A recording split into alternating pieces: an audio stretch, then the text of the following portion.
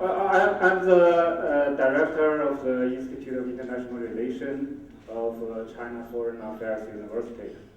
On behalf of our groups for CFAU, I would like to say we are very honored to be here and feel very appreciated for Mr. Dominus and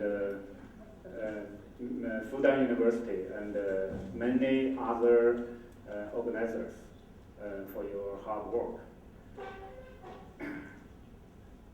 As time distance and the long journey, I have to say I feel a little bit tired. So yesterday evening I tried to ask Mr. Dominus to remove my lecture from today to Wednesday, but he refused very kindly. I think this is the reason. So many have that Friday is a Thursday. So I think this event belongs to human rights issue. You will have your. So just now, Mr. Dominus told me. He said my lecture may cause a fight. So I hope not. Because I don't think time distance will cause a fight. This is my first point, time distance. The second point is that developing distance. So also it's at yesterday evening, we take the taxi from airport to the university. The taxi driver refused the RMB, so I have to pay the euro. So that makes me remember the exchange rate. That is 1 euro to 10 RMB. I told my student, so that may means the maybe 100 years distance between our country and developed European countries. So the second point is that developing distance. All of this remind me of thinking about my topic. My topic is how to improve Sino-Western mutual understanding. I know this is a hard topic. 3 decades after China started to reform and opening up, China and the Western countries still have many questions about each other. China asks, does China successfully join the international society? What about China's image? Is China identified by the West? Or to what extent China is considered as a member of the international community? China has to pay close attention to these questions while setting a new start point for the world level. At present, China is often misunderstood by the Westerns.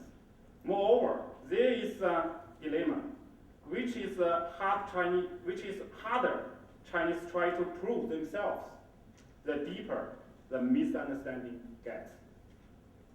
Both China and the Western countries are in search of an answer. Who is wrong?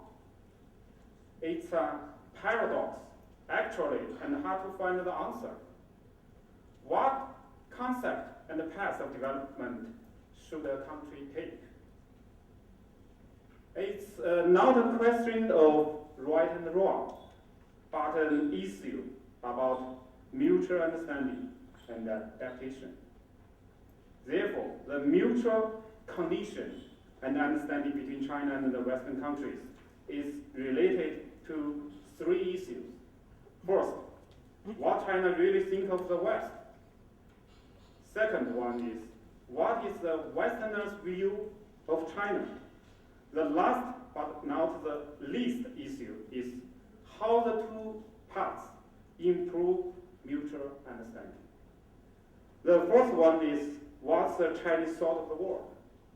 So we all know 30 years ago, China closed door and leaned to one side in its diplomatic relations China knew little about the Western world at that time.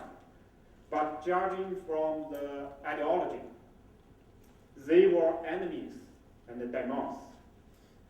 Reform and opening up has made fast development in China in the last 30 years, as well as brought about historic changes in Chinese view of the rest of the world. At the end of 2006, our institute did a research project that is investigation on international concept in Peking, which intended to give general information of the Chinese understanding of the world. Nowadays, China holds a more objective and rational view on the international society. So after the Olympic Games, so we will give the second time investigation about the international concept in Beijing. The Chinese people have a wider worldview and increasingly join the internationalization trend. They also believe that China acts as a responsible power and becomes an important part of the world. In addition, the investigation reveals some rather important facts. For example, about half of the interviews think China and the world are two separated and parallel paths. It indicates that China-central concepts, China used to be the middle of the world. China-centered concept has still exerted its influence on the Chinese thinking. When replying, what is China's attitude towards the international cooperation? 24.6% of the interviews think China should put highest priority on its own interest in the international cooperation. 24.6%. 26.6% says the priority should be the responsibility. 26%. So 1.7 percentage higher. This survey results shows that Chinese people attach importance to the international morality and justice. About half thinks China should seek to reach an optimum balance of interest and responsibility. Now China is carrying out rational and practical cooperation with other countries in the world. What is the biggest threat to human beings? The following one, the international infectious disease is set at the top of the list by 44.5% of the interviews.